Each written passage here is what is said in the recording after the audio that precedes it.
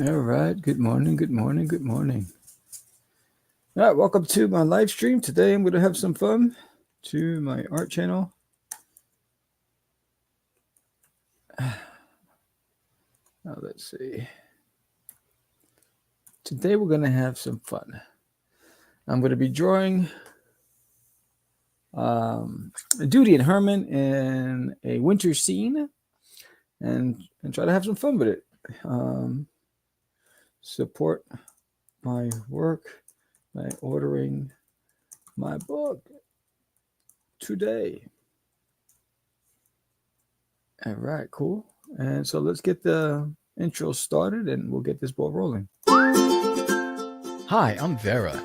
Wait, hold on, I'm Vera. Well, we're both Veras. Anyway, welcome to Drawing Doodie, where I take my favorite character, Doodie from There's an Alien in My Toilet, and I put him in all sorts of costumes, from your most iconic characters to just a pirate or even Thundercats or a bandit.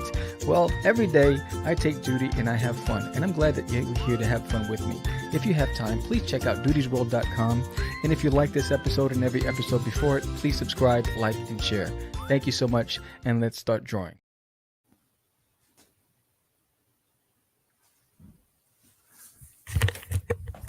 All right, sorry about that. So let me just fix this because my camera is not giving me my virtual background, which should be this.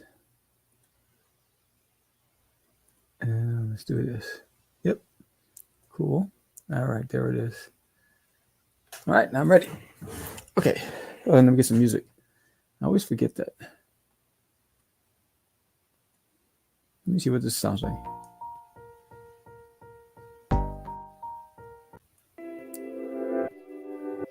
Don't like that.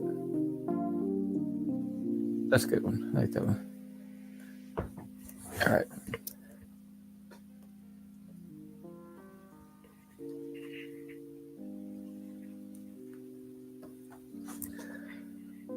So I'm on this holiday kick with Doodie and Herman.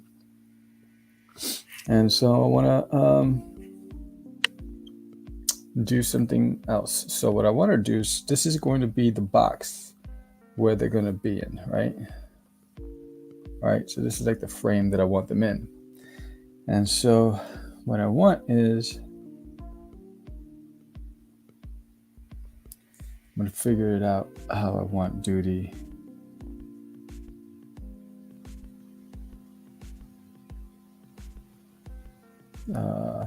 See, I want Herman pulling Doodie's sleigh. So, Doodie's got to be Doodie. So I don't know if I want Doodie leaning forward or leaning back. Maybe leaning forward with his head up. Maybe like if the reins like this, or if he's pulling on the reins forward. I'm trying to figure out my position. Sorry. I'm playing with, hey Lou, what's going on? So let's see what we got here. Attachment. All right, let's try this.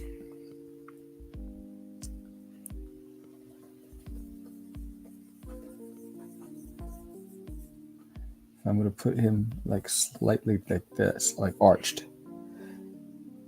Yeah, get Herman working. He's been, he's been watching Doodie do all the work. All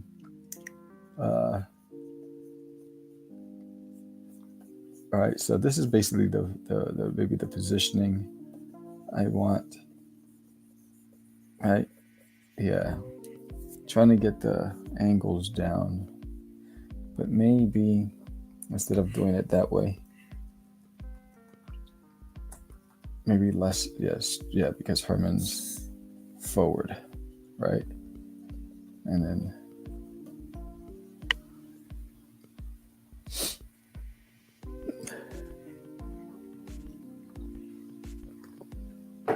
so I want Herman here. Herman's got to be here. So just get his body here. if I just want to get the shapes down pat, like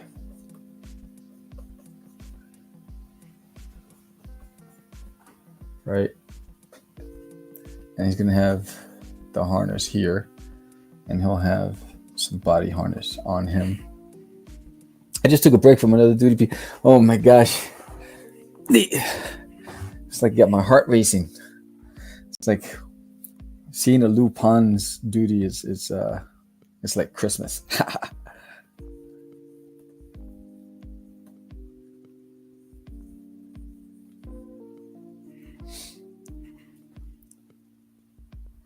So I'm going to maybe, yeah, like this, right? And like this sleigh. All right.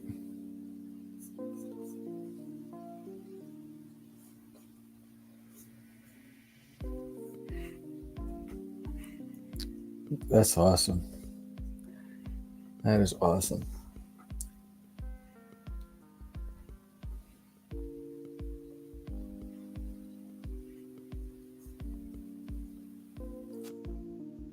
It's crazy that I'm having a blast drawing him. Like even when I woke up this morning, I'll put him lower there. When I woke up this morning, all I was doing is thinking about what am I going to draw next with Herman and Doodie. And this morning I was like, you know what? Let's do like a winter scene where he's pulling the sleigh, and maybe I'll have like on this sleigh, I'll have that's what I was thinking about. It's like what kind of fun can I have today with it?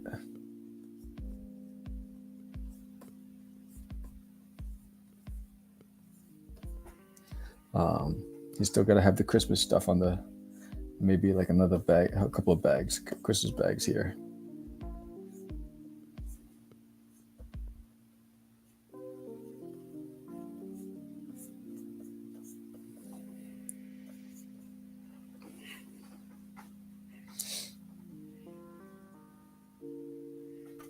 Yes, that's basically, I guess, the premise right there. Is going to have Herman pull in the sleigh and Doodie. So let's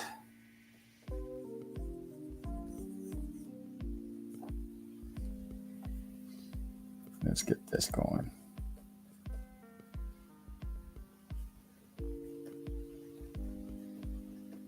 Doodie's got that mean mug going on right now. He's like, pull that sleigh. I got Christmas gifts to deliver.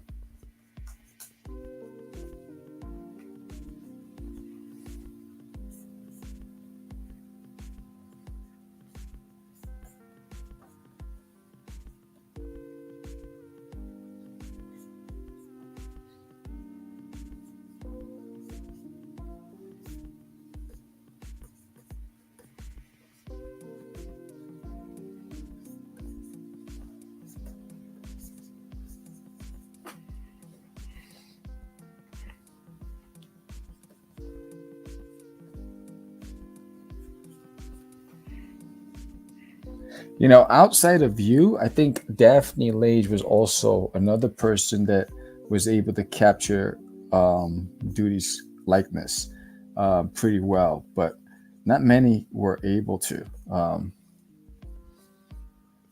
It's always exciting to see, you know, that like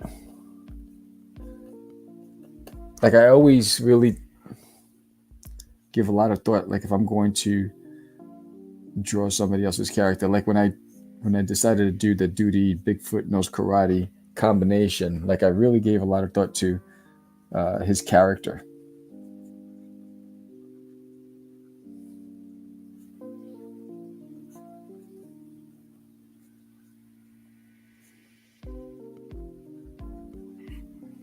Herman is featured in this current.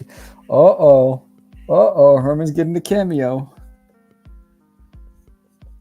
You know, there is a story that I wrote you know, um, when I created the world of Doodie years ago, um, I was building everything out, and I wrote Herman's story. It's called Coming to America, and he's sitting. It looks like Scarface. He's sitting in a bubble bath, right?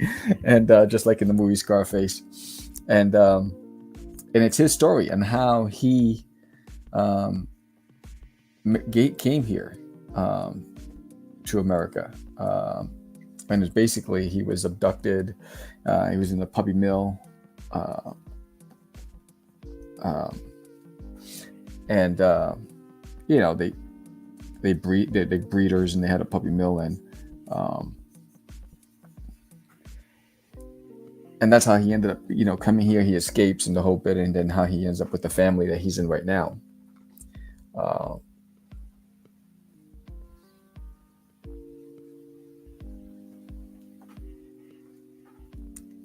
I mean, do I want him to have maybe I'll do like mush. Yeah, so Herman's story is written.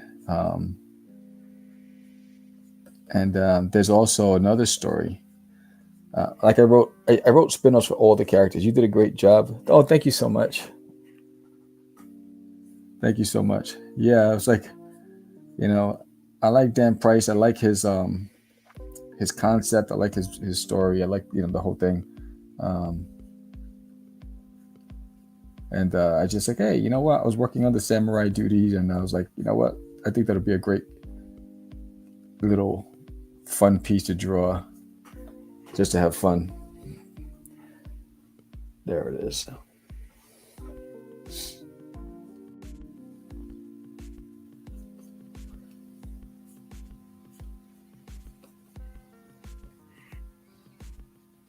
Yeah, he's an awesome guy. I'm trying to wait. I haven't got my application yet for Comic Palooza. I know he does that every year, and I think last time I saw him was at Waco at the Central Texas Comic Con, and we went to dinner together. Just a fantastic guy. Um,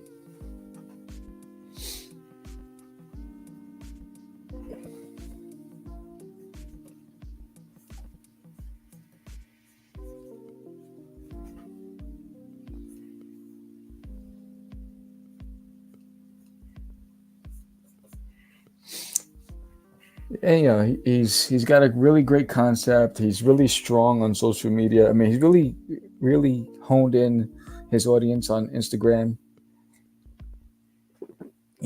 Hardworking guy. Really appreciate what he does. Yeah, I think that's the look that I'm looking for. And then let's see. There's the belt. And now Herman is like mad.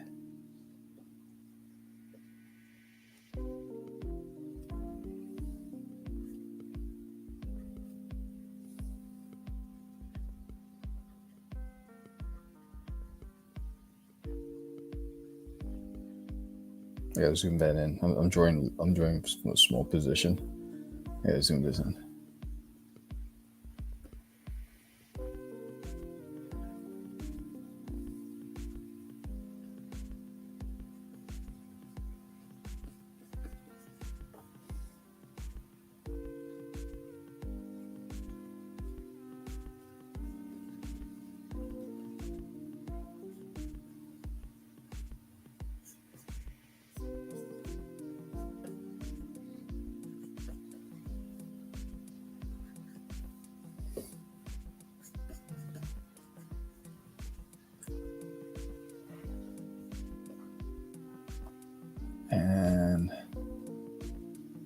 And he's a small body, so I'm gonna. He's not that big. I know I did that right.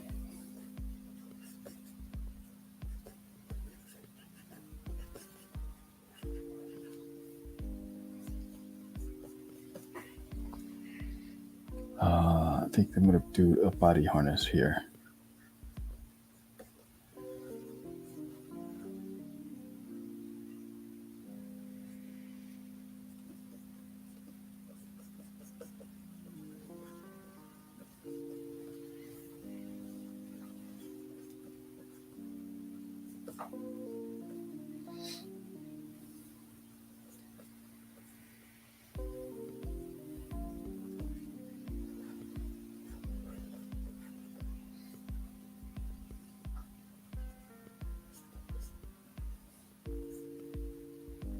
And then another one here, like another strap around his neck too. So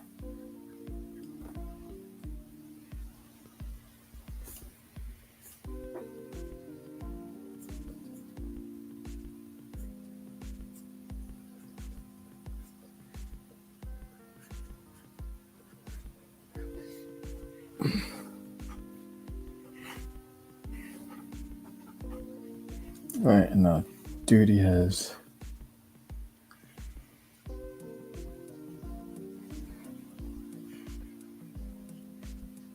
right, and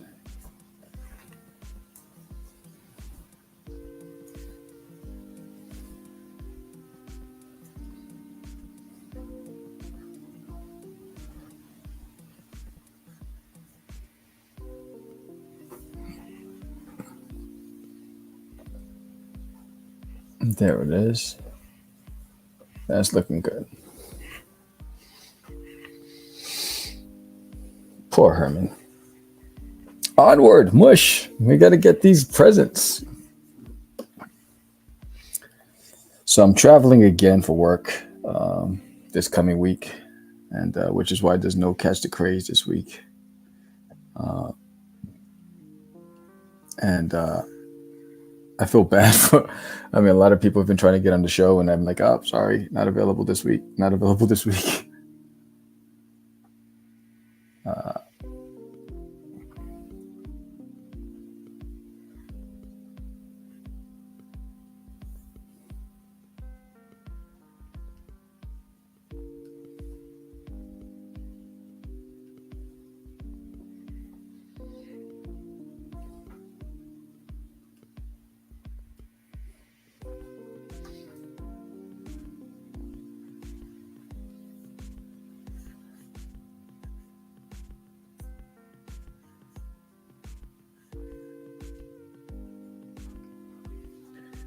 I think I want it inside the.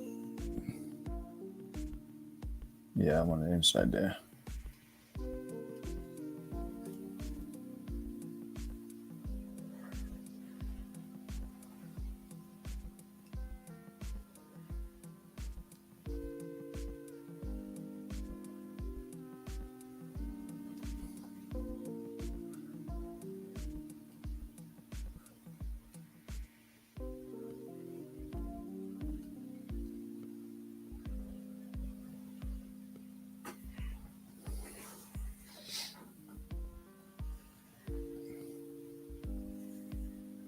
It was interesting.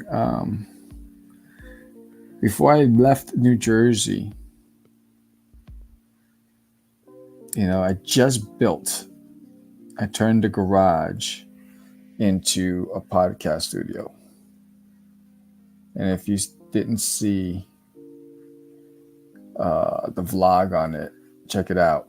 And it took me a couple of weeks to get everything set up. I designed everything, the layout.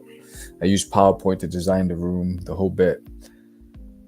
And actually, I want this strap to go this way. There you go. And then this way.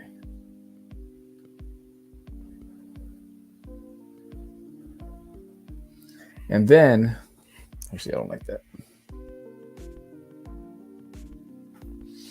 Only to move. So I think I only used it for like a couple months, and then I moved to Texas. And when I built it, that was like my dream studio. It was like the ultimate.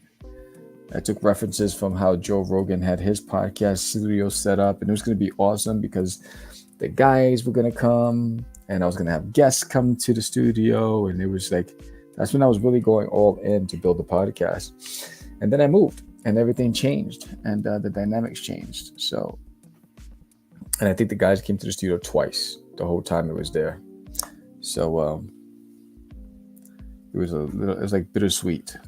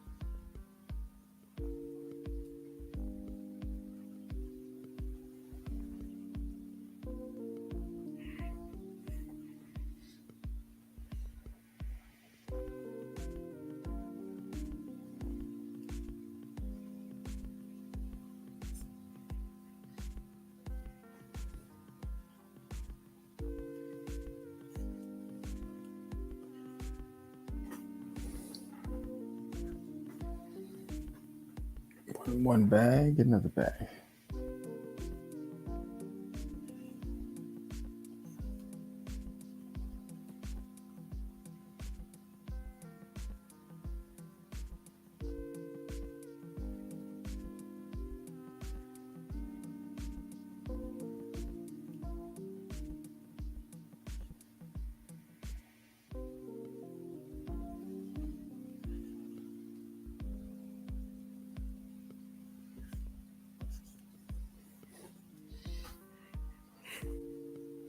I'm a bit of a minimalist regarding my art studio. I need space to drag the drawing table wherever. So it's interesting because I do both. I have both podcast and my art. So the way I have this room set up is it's a perfect square. So on one side of the room is my podcasting and computer station, and the opposite side is my art station. And in the center, I have my printer and a portable draft table when I'm drawing traditionally. And it's a foldable carry like a suitcase draft table that I can take anywhere and put it anywhere on any counter, no legs. It's just you stand it on a table on any flat surface, and that works for me there. So when I was thinking about the perfect studio, the podcasting studio, it worked perfectly for podcasting in the new setup, but it wasn't as ideal for art. This room here is not as big as the studio that I built, but it's perfect because I get everything. It's functional, like everything's at arm's length, and I'm able to do exactly what I need to do with ease and minimal effort. Where the other one, I had a long conference table and I had to walk around to the other side to get to the station to draw. It was not as functional. So that was the one thing when I designed the podcast studio, I wasn't designing it with the thought in mind of drawing as much as I was as having guests in the studio.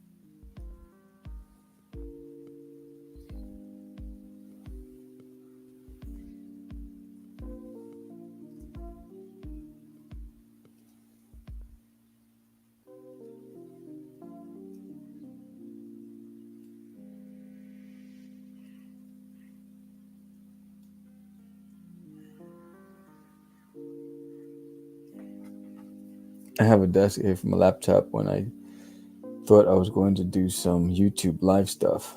I never gone live though. It's tough. Timing is it's time. It's difficult. It's a matter of time. I mean, I got more stuff done when I wasn't working.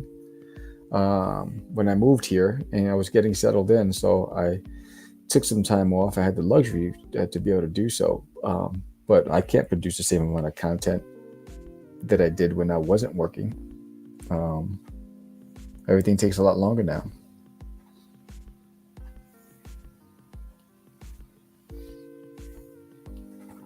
So I understand that.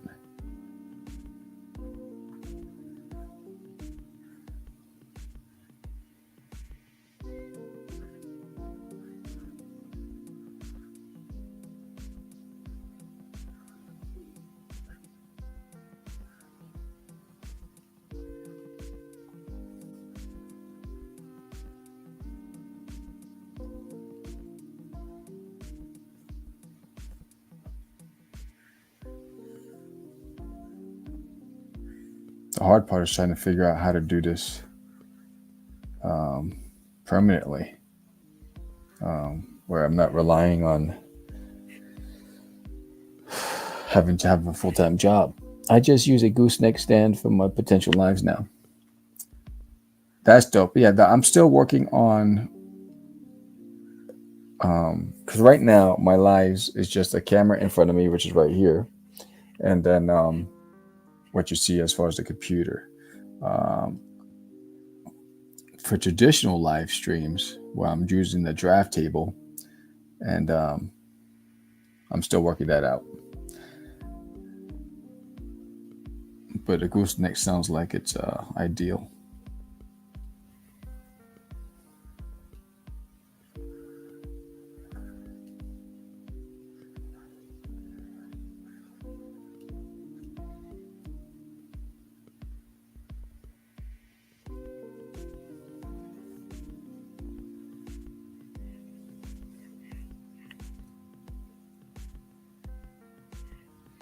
I may just start going live to draw regardless if anyone is watching me. That's basically what I do. You know, you want to build an audience, but at the same time, I'm drawing because I know that it's on replay, and then eventually someone will find it, and then hopefully they'll subscribe, and then they'll join the live streams eventually. But so you got to start somewhere. That's the way I look at it, and I think people get discouraged because they think you go live and you automatically have this following. It doesn't work that way, and I'm drawing for me. And if you found my channel and you appreciate it and you end up sticking around, even better. I appreciate that. But at the end of the day, it's really for me to have an archive of my work, and that I can share with friends and family. That's my main motive. Oh, look at that. I didn't even do the rope. Duh.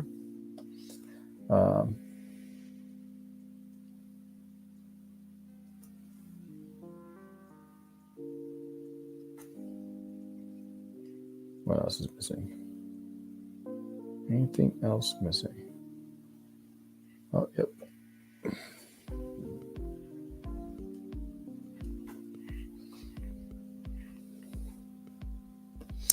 Yeah, I don't have any more like high expectations when it comes to social media. I just share my stuff. If you find it, you like it, thank you. If you share the video, repost it, even better. But when I wake up in the morning, I don't start out with one, I wonder if I'm going to get, I wake up trying to figure out what I'm going to draw, and is it going to be fun? Like this, I thought would be fun to do something. And because social media changes all the time. And, if you get so caught up, you can get depressed, because that's how I was in the beginning. I was like, wait, what's going on? How come it's not growing? How come this? How come that? And then next you know, you got lost in the whole algorithm, and you're not producing quality work that you used to, because you're so focused on the platforms. I've been lacking confidence for a long time. I know it's probably because I went through some stuff, but it's time to. You know what? I'll tell you right now, I'm a fan of your work.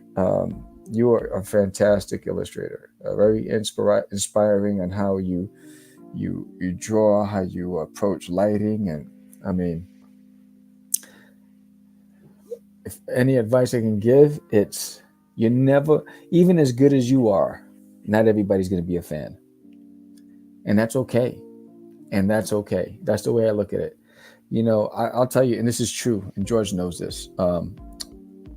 There were people who were not fans of my art style, and they would trash me in the early days of Crazy Comics, and found every reason to remind me that in their eyes, my style was subpar. Any chance they could get. And for me, it went in one ear, out the other, because I knew early on, just by watching a documentary about Charles Schultz and how many times he got rejected, and how many times people told him he couldn't draw, he needed to study anatomy and all these other things, but he created a multi-billion-dollar empire with the Peanuts. Same thing. I mean, then years later, when you talk about J.K. Rowling, how many times she got rejected, and she created a multi-billion-dollar empire with Harry Potter. No matter how good you are, they're going to be detractors, and that's okay. That's what they're there for, right? They're there to tell you suck. But I'm drawing for me, whether you like it or not. That's the way I look at it. So have fun. I mean, because you're really talented. Extremely talented. And I get the pleasure of being honored with how much you appreciate Doodie. I mean, that in itself, and it's fantastic. So I say shut the naysayers out, do what you do best, and have fun. Because when you're having fun, that it shows up. It shows up in your work.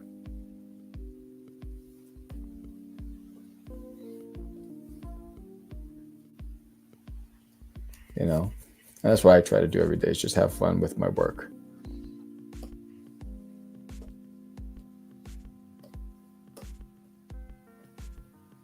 I mean, think about it. Even like with the crowdfunding, I'm not bringing in the kind of audience that most comic book creators are bringing in because of my style.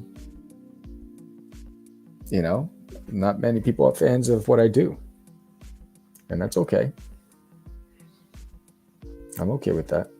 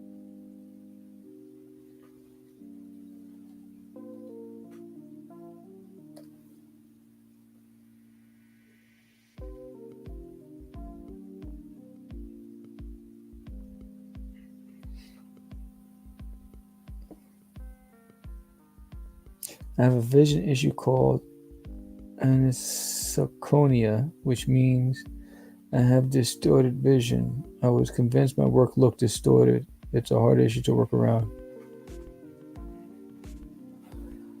I can see that, but it was it beauty is in the eye of the beholder, right? And I can tell you, your stuff is fuego. Fuego. Amazing. You know, it's but I can understand that. It's I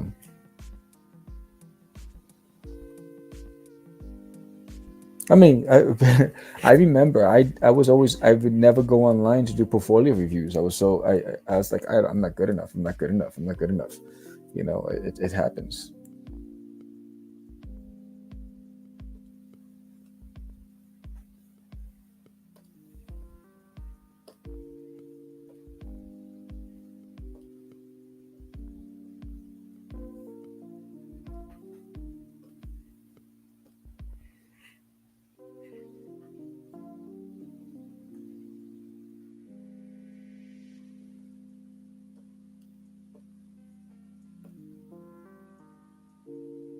Oh, I gotta change that.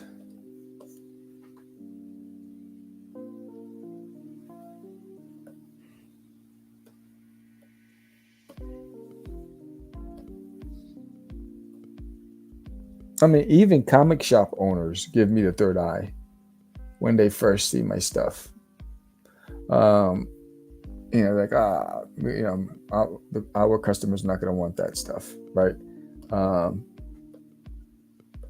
and I'm like, all right, thanks anyway, you know. But then the same ones will see me at a convention and like, hey, how come you're not in my store?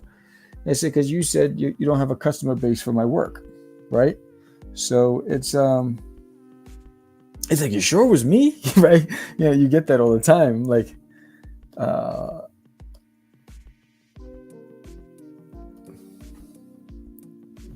You know, now life's too short. Just trying to have fun, do what I love, and that's it.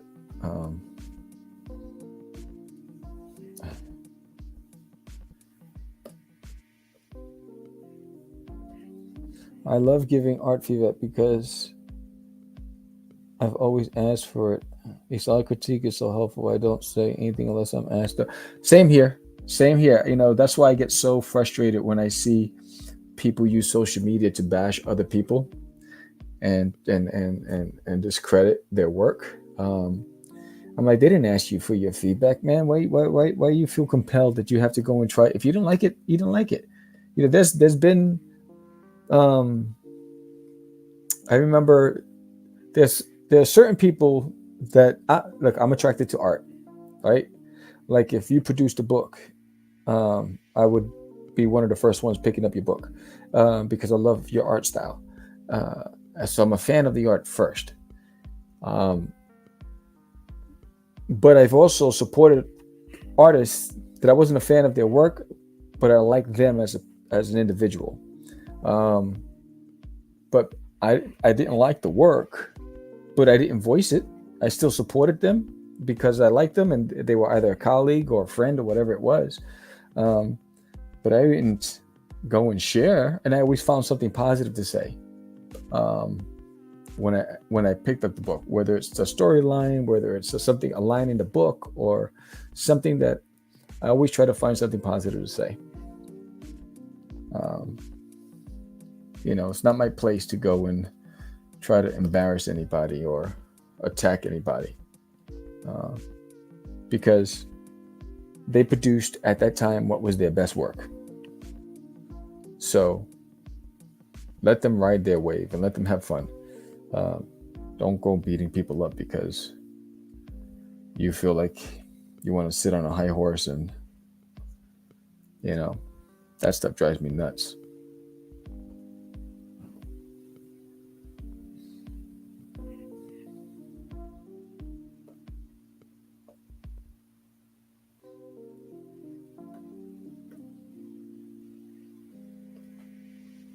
Actually, no, that's gonna be like a silverish.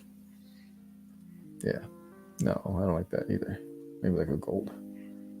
Yeah, there you go.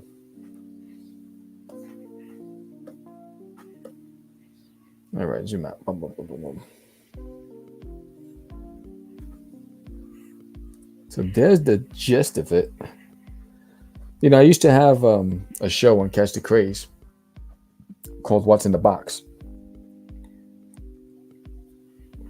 And I get all these submissions to be featured on What's in the Box from creators on so many different levels, right? Some are really good, some are still amateurs, still still honing their craft. And sometimes the books were produced in poor quality, the lettering, the fonts. I mean, there was a lot of mistakes. But if you ever watch the episode, I'm featuring these books. The whole way through, I'm finding nothing but positive things to say about the storyline. Because they trusted me with their product. They sent it to me. I didn't pay for it. And I felt like I had an obligation to showcase them. That's it. Let the audience be the judge, not me. And that's the way I've always looked at everything.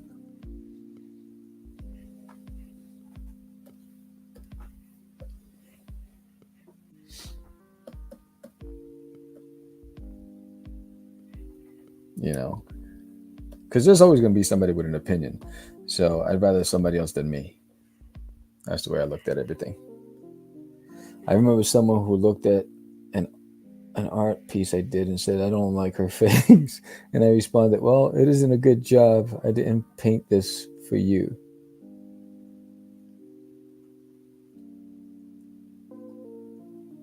Yeah. See, I don't even know how to respond when I hear those things. I think most of the time I just say, "Oh, thank you for your feedback," and that's the extent of where I would comment. I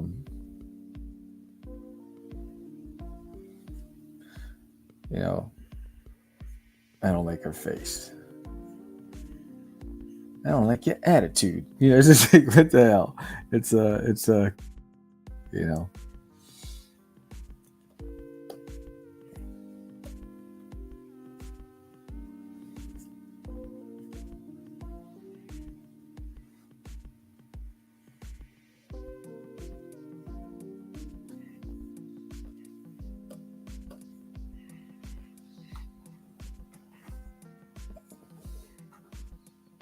I told this story on catch the craze and one of my art vlogs where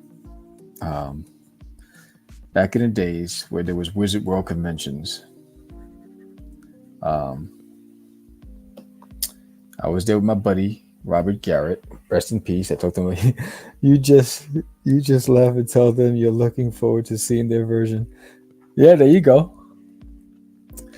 Yeah, and we're at Wizard World. We're online for portfolio review. Now, Robert was a writer. I'm the artist, right? So we're online, and Robert was very frustrated because they didn't have like manuscript reviews. So like writers have a tough deal at Comic Cons because they never have anybody to critique them on their scripts because no one wants to make the time.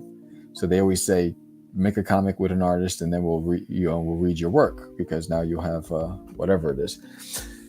So we're there, and I'm online, and I'm getting ready, and there's this kid in front of me, and the editor, I think it was Marvel or DC, I forgot which company. It was Marvel or DC, one or two. And the kid puts his portfolio on the table, and the editor says, "Is this what you want to show me?" And the kid's like, "Uh-huh." He's like, "Is this the best? So you're gonna waste my time with this?" And the kid froze, and he goes, "Well, since you're already here, let's do it." And just by making that comment to the kid, I walked away. I got off the line. I got cold feet. I said, "There's no way I'm going to sit through this. This is horrible." And just because of how disrespectful that editor was. Wizard World Austin. As an artist, wow. What was ours? I think mine was Wizard World Philly. So we did Wizard World Philly, Wizard World Chicago. I did 3 Wizard Worlds consistently. Forgot which was the other one. But we used to love Wizard World until I started attending as a artist. You know, when you're a fan, it's fun. When you're an artist, you don't get a choice of where they put you. I mean, I remember I'm doing all ages content, and they put me by porn stars.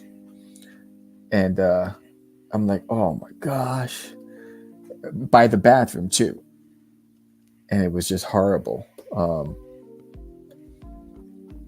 So I was like, this sucks. Can't believe we're sitting. They have us by the bathroom, and we're by these. The parents are not going to come over here. Yeah, Wizard World. They was well, most convention promoters, they don't take care of the little guy. They take your money, but you don't get the respect. You know, which is horrible.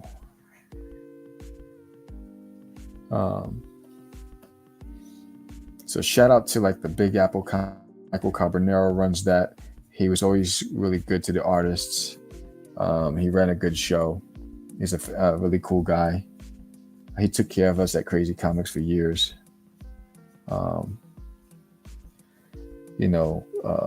Alex Simmons from Kids Comic Con, he was always good to me. Always made sure that I got press, I got featured, I got great tables. There's a lot of convention promoters that were really good. But then you have the big ones that they don't care about you. They just want your money.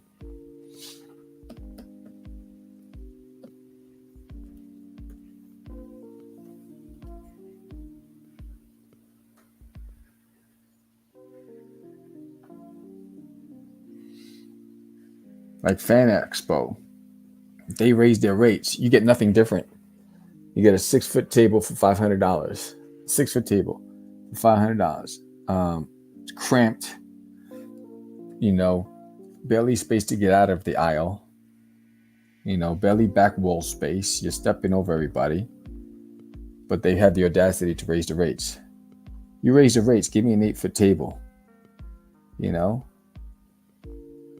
don't even do that. So I don't even do conventions that don't have 8-foot tables anymore. If it's not an 8-foot table, I don't want to be there because I have a lot of props. So I need something for my money.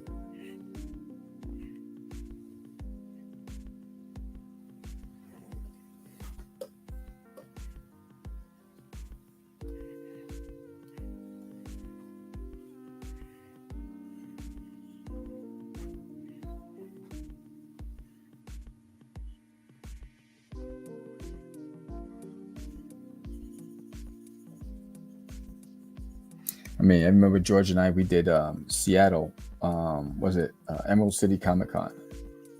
That was a good show. When we did it, it was in the height of Invader Zim, and the creator, was the guest. And I remember when we got there, we were like, "Oh, we're gonna have a great event." There was like thousands of people online outside. He was like, "Oh, this is gonna be fun." We didn't realize that those thousands of people were there for him, the creator of Invader Zim. I was like, "Oh man!" And the line never stopped for him. It was just constant. The best part of the cons for me is when I get a chance to teach something art related. I love seeing the faces of people light up when they realize they are getting a free art lesson. Yeah, that's awesome. That's why I try to create space on the table to draw. So when people will stop, because you're gonna have the people who are just interested in seeing somebody draw, and sometimes that helps sales. Yes. See, I love it when kids come to the table. I just don't like the way they manhandle my books. They're not very respectful when how they the samples that are on the table. They tear it up, and the parents just stare. They don't even say, "Oh, let me buy that," since they ruined that, and they just look at them. I'm like, "Ma'am, I love the fact that you guys stop, but man, you're tearing up my product." But I just love when kids are there. I mean, that's always been my audience.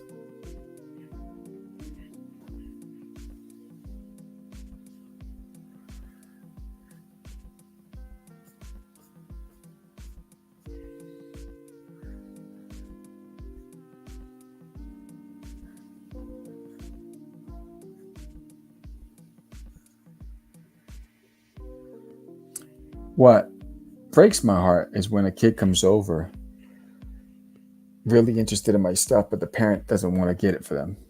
That breaks my heart. I had it several times. I talked to George about it. One time was a young little girl, and I have children's books too, and I have a book called Scary Airy that I wrote, but I had an artist in the Philippines illustrated it, and she was really enamored by it, and she kept asking, "Can I get this? Can I get this? Can I get this?" And the mom was like, "No, no." The mom was going around buying stuff for herself. She wanted Funko Pops and all this other stuff, and the little girl kept coming back, and the mom would lose the girl, and she would find her at my table.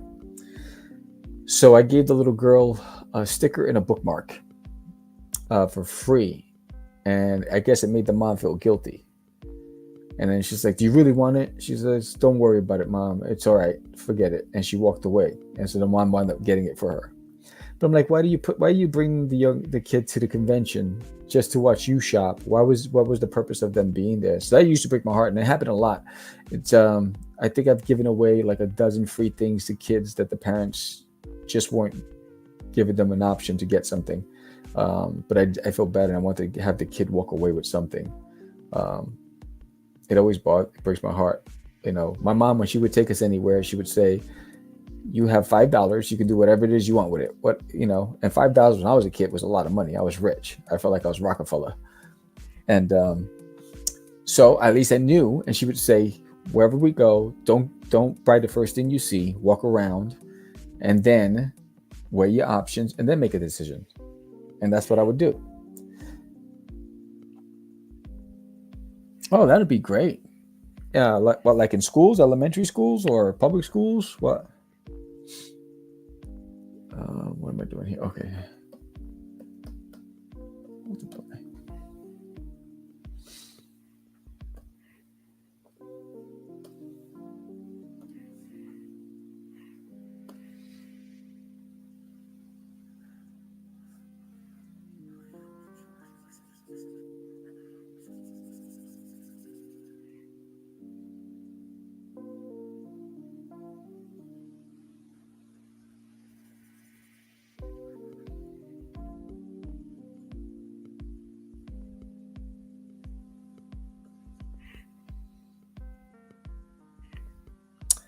That'd be dope. I did it for 3 summers with the YMCA. They had a youth program, and they hired me to teach the kids how to draw. And then, so what happened was through Crazy Comics, Johnny Syfax had a contact. John Donton, he's a writer. He's also he was one of the early members of Crazy Comics, and he got us a connect with the YMCA, and that's how we first got in. So a couple of years later, after the team disbanded, the Y contacted me about coming back and doing some more stuff for them. And so I got Blue Line Pro to give me a discount for art supplies and comic book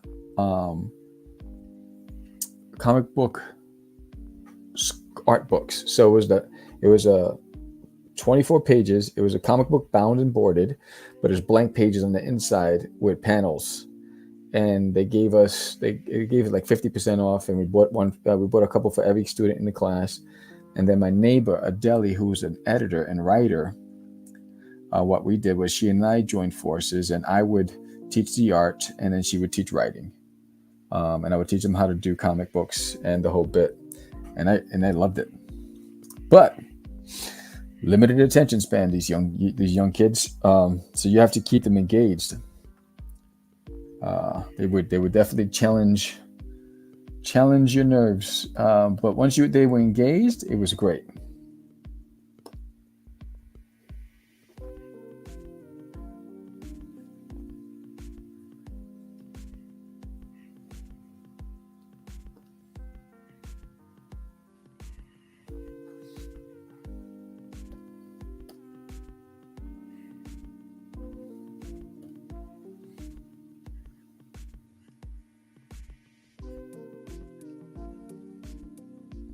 Yeah, I learned how to negotiate with the suppliers when I was doing stuff at school for the YMCA. That's how I used to get stuff at such a discount.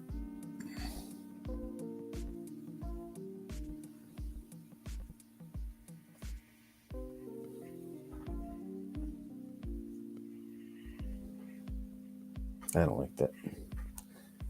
That's good.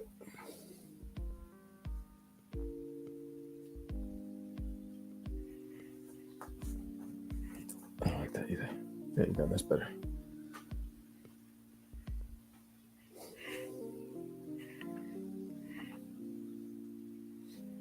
Let's zoom out for a second.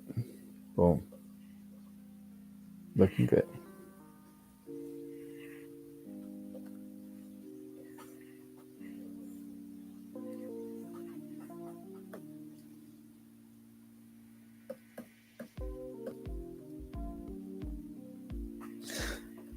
And that's the hard thing now, because back then, when I lived in New York, there were so many businesses and opportunities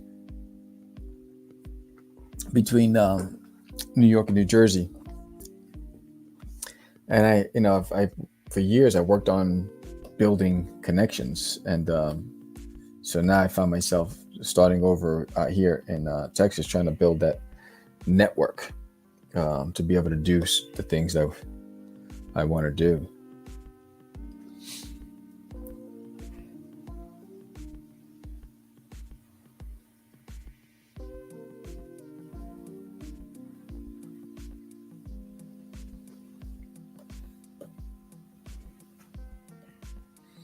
If you join in on my classes, you'll get in for free. Oh, that's awesome.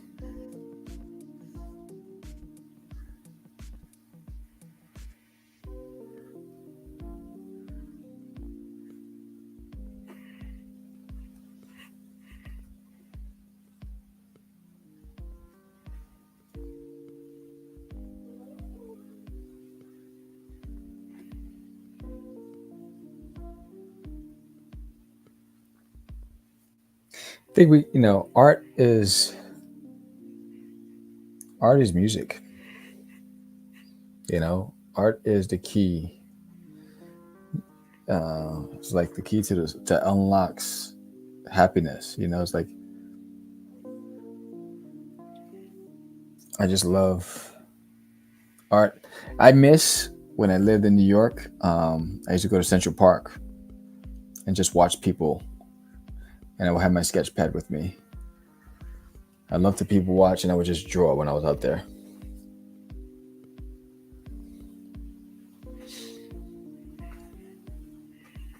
It was some of the best times.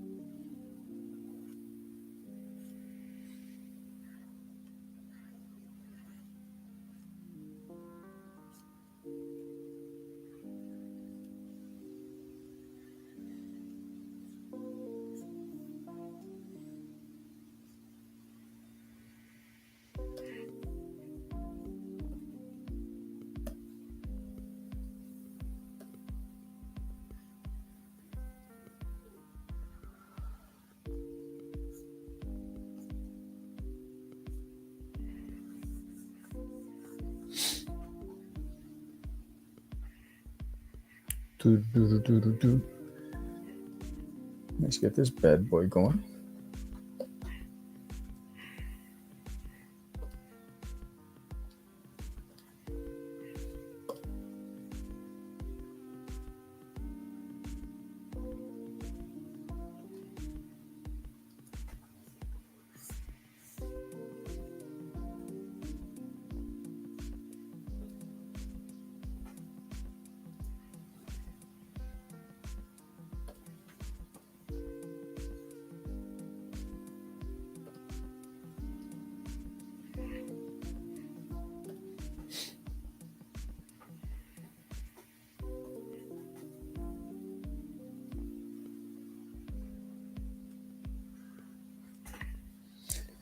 From afar, it looks like the Grinch.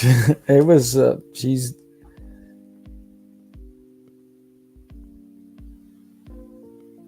How you doing? Yeah, his name is Doodie. He's my character.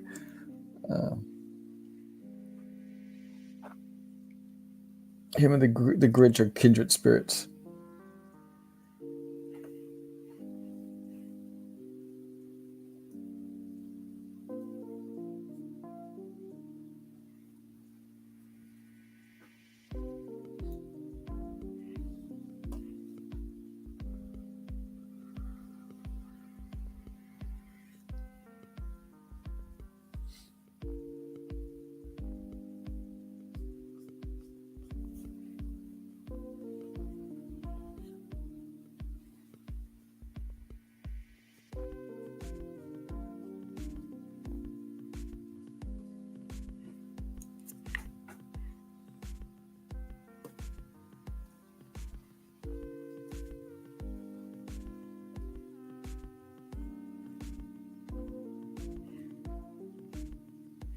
Well, thank you. I appreciate that.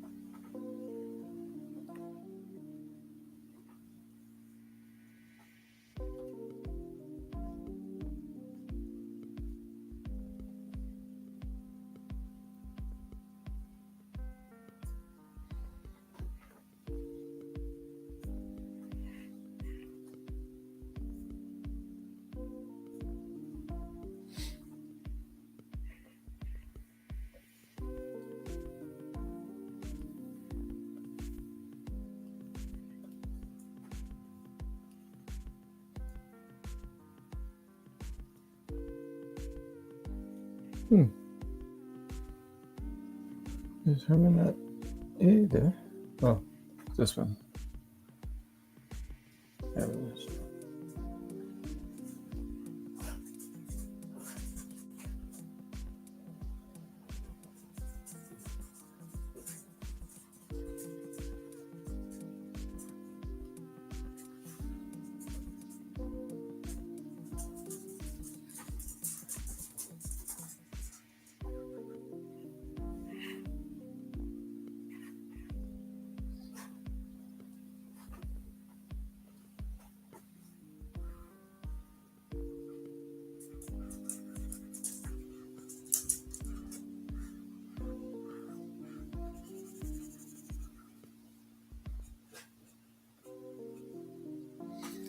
You know what I would like them to redo?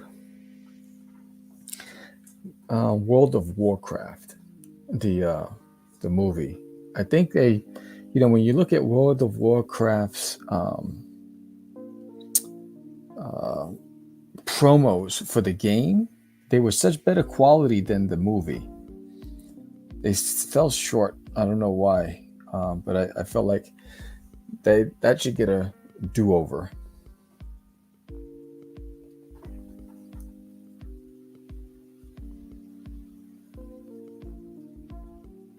Like, I used to download all of their promo videos for all of the new up-and-coming games because it was so epic. And then when the movie came out, I was excited. And I was like, wait, why couldn't they deliver it at the same quality as these trailers? And they should have done it. They should have left it at 3D instead of live action, in my opinion.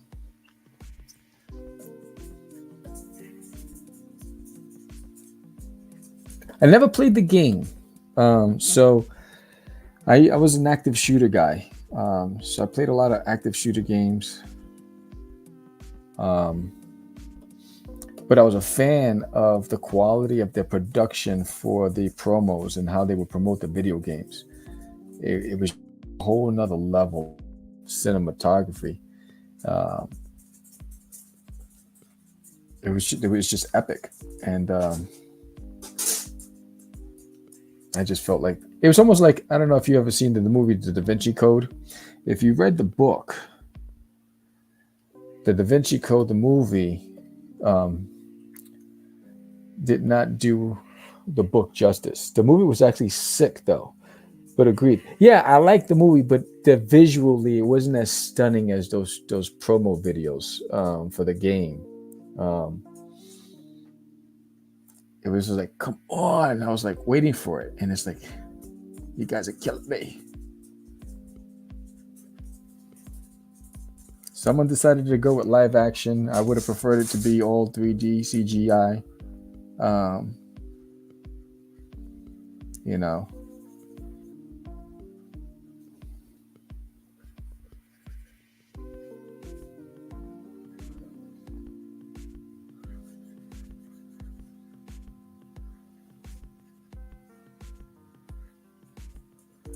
It's like, yeah, for me, it was Lara Croft, Tekken, all of them, and Mortal Kombat. I like, this is such an old dog. I like, I know, right? Poor Herman. I like Lara Croft. I love Tomb Raider. Oh, you talk about the video games, Tekken. Yeah. Mortal Kombat, I played Mortal Kombat. Street Fighter was a big one for me. I was a big Street Fighter buff. Mortal Kombat. I'm taking it way back, and I don't know if you guys remember any of this, but Shinobi. Now, I was in high school. Shinobi was the thing, and if you get to the end, like you get towards the last few stages, you see Batman, you see Spider-Man. I actually completed the game when I was in high school. I used to love Shinobi.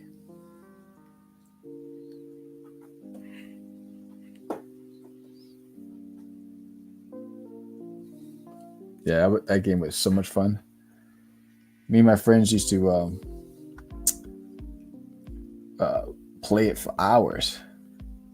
to see who can get to the end. And I was the first one of the group to complete the game. But after spending a whole lot of money and quarters and weeks and hours of my time,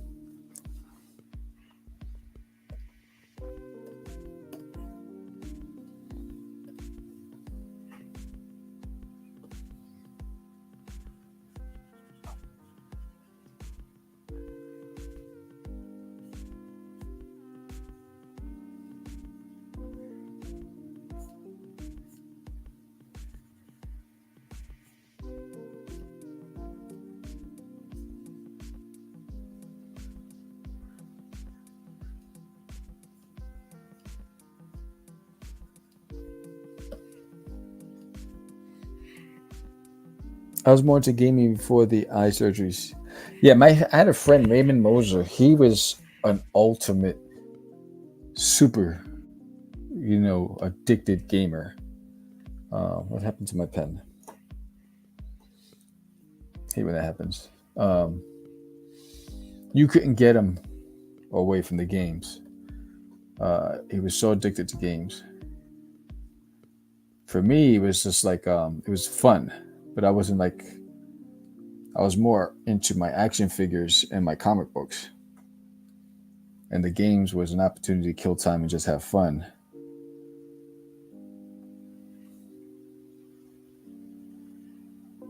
But Raymond, man, that boy loved his games.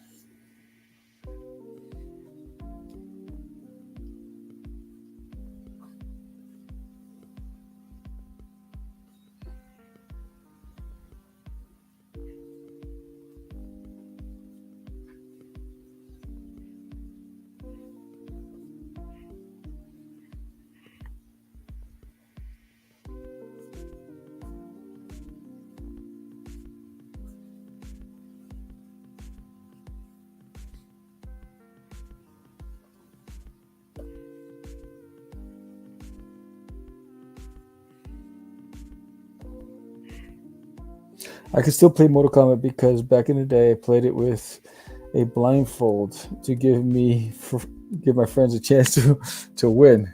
Sound like a kung fu flick with the blindfolds on.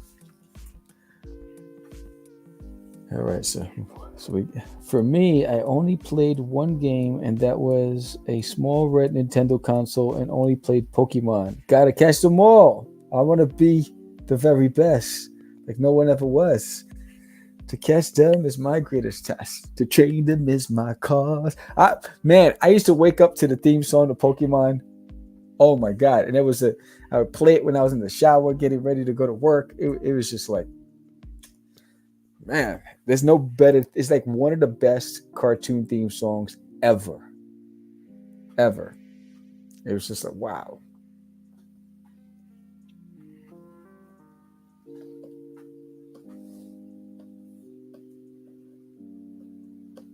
In fact, the theme song to my comic book Catch the Crazies, when I sent it to the music guy, I wrote the lyrics and I sent it to the music guy. I said, I want a production value like Pokemon.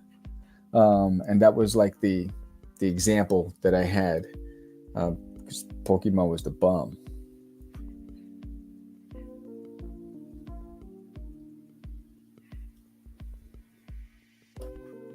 All right, now we got to add a background. So you can't see this, but we're going to do this. Boom. There's that. And then we're going to lighten that up a little bit. I'm going to hide this for a second. Add that. There you go.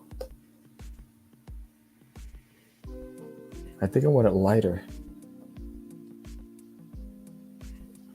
Hide that again, lighter. There you go. That's better. All right. And then I want another background behind that background. So let's go behind and make it a little darker blue. Let's hide you for a second and maybe just, and then drop in that same blue. Yeah. And so, okay. And maybe another background behind that one and another shade of blue.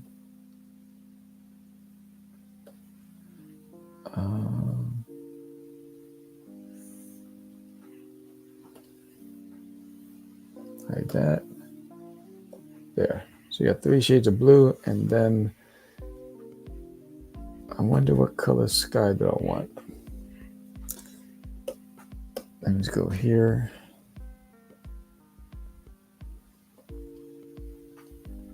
And just hide you for a second. There. Maybe it's at nighttime. Mush! Mush! And then behind that, maybe I'll have the moon back there.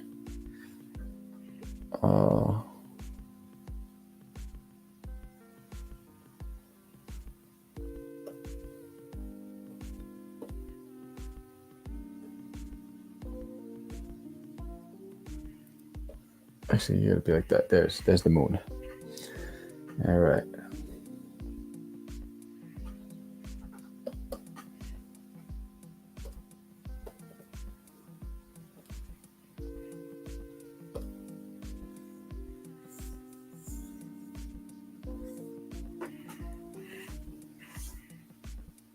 Right. In the background, I'll put stars.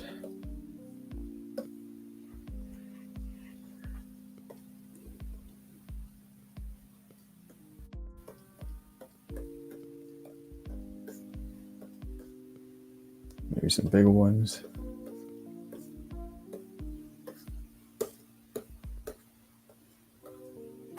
Maybe an even bigger one.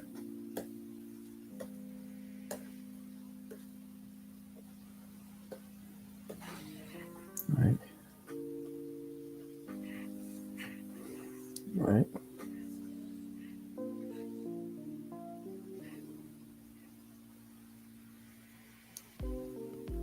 And so now with you, let's go up.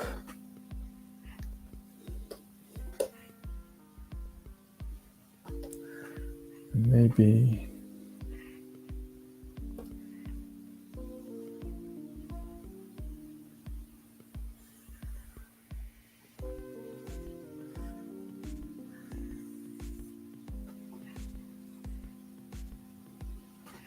I like that.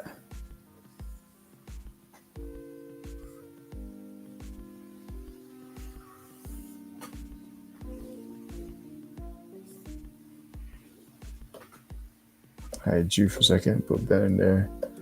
All right.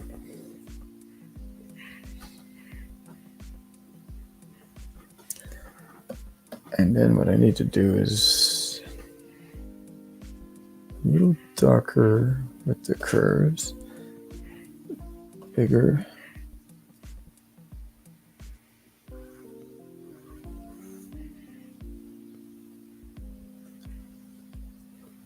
Or do I want it? Yeah.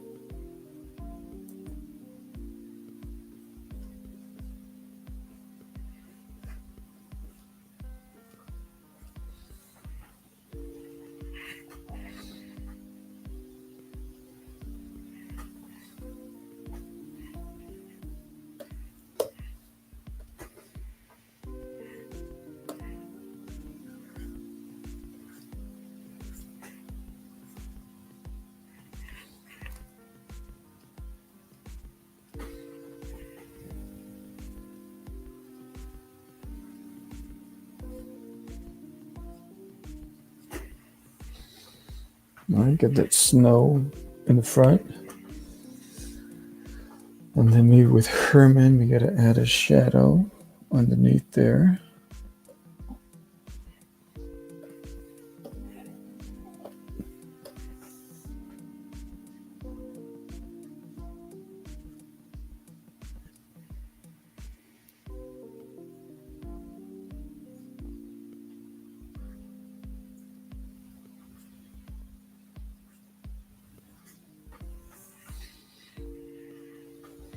Oh, I don't like that one. Make that a little lighter.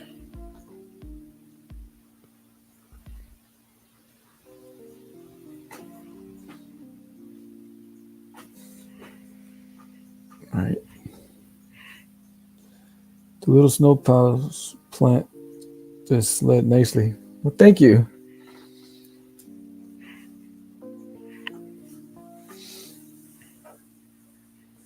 Herman's not happy, but you know what you gonna do. This is what happens, Herman.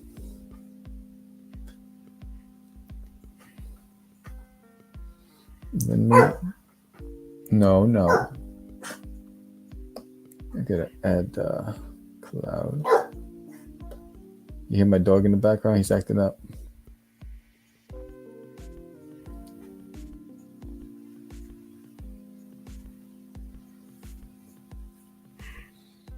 Yeah, that's the dog. He's like, why am I pulling the sleigh? This is ridiculous. I want my union representative. Stop it.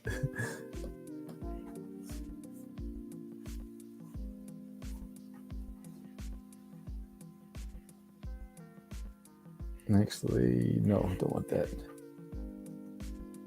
I want it here. There.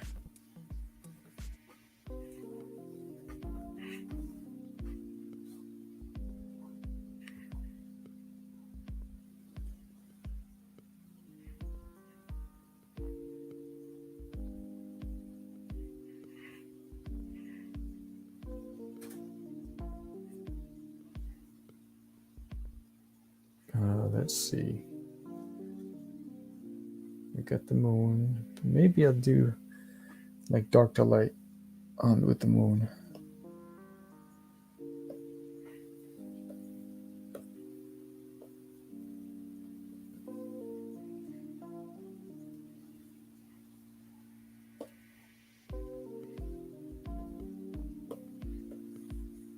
I don't want that. What's this?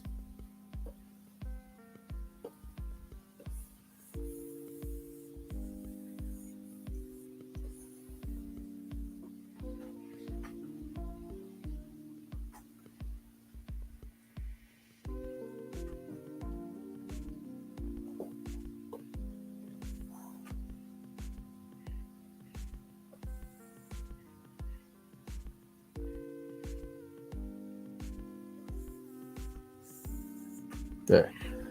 I really like the expression on Herman's face. It's telling. Yeah, he's like, this is preposterous. This is unacceptable.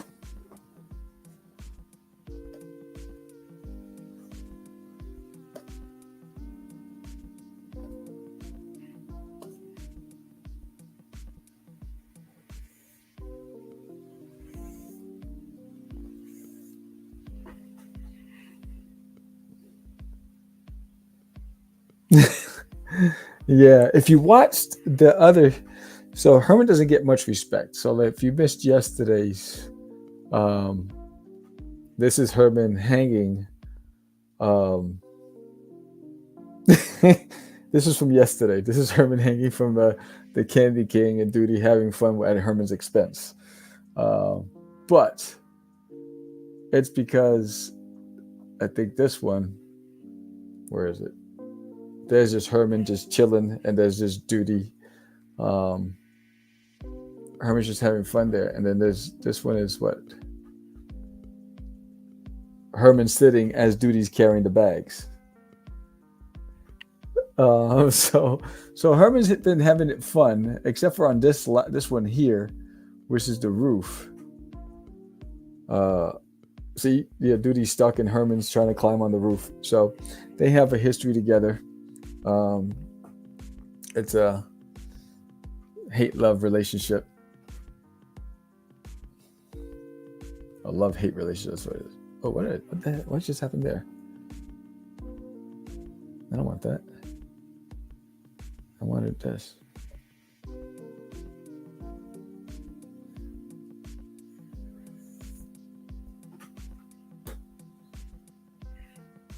you see that?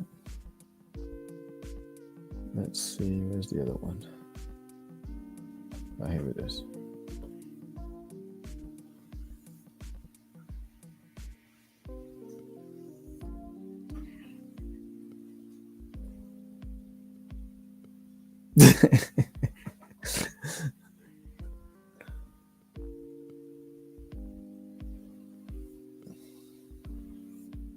Herman's like, this is no bueno.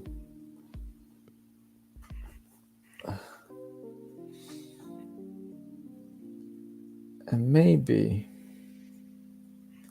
yeah, you can't have winter without the snow. So let's get some snow in there. Oh, I don't like that.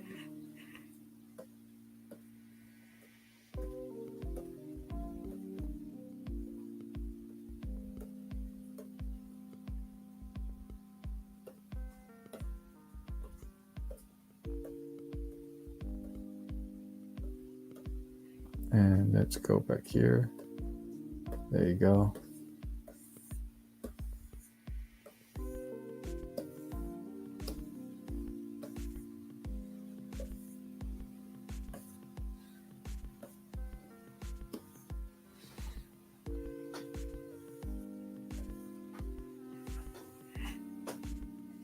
Do you ever make your own brushes? I'm not that advanced. I haven't got that far yet. I'm not as skilled as most people are with this stuff. Remember, I only started using this program this year. I only started coloring my stuff officially. What, 2 years now? So I haven't got that far with some of the tools and stuff that everybody else uses. But, you know, it's something that, you know, it's on my radar, but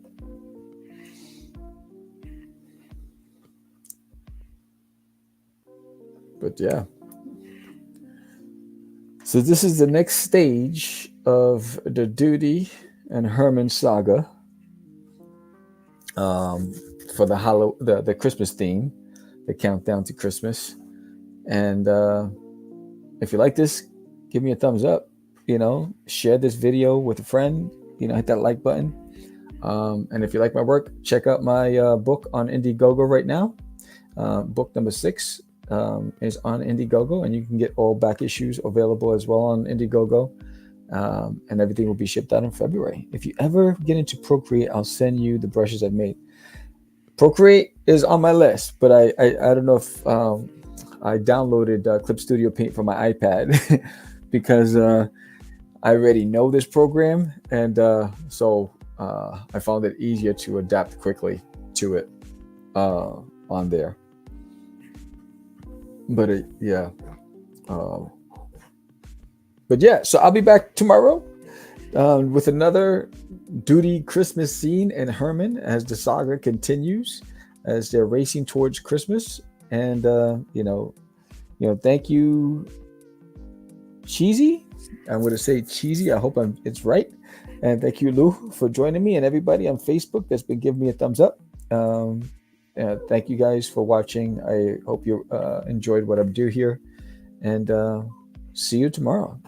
And everybody have a great day. I'm going to leave you with the closing promo, and we'll go from there.